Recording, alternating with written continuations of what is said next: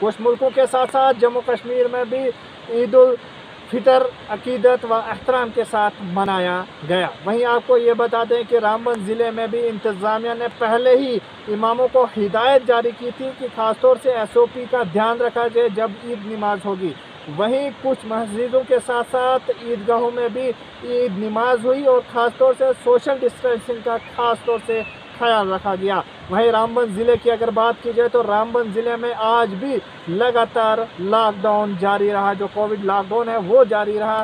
खासतौर से अगर बात की जाए सब डिवीज़न गूल की, बनिहाल की बात की जाए, उकड़हाल की बात की जाए, राजगढ़ की बात की जाए, आज भी ये मुकम्मल तौर पर जो है लॉकडाउन रहा। किसी भी जो है गाड़ी को आगे जाने की किसी को इजाज़त नहीं दी। खाली एसेंशियल सर्विस इन रूटों पर दिखी। ये TV भारत के लिए बनिहाल से मैं सजाद चौपान।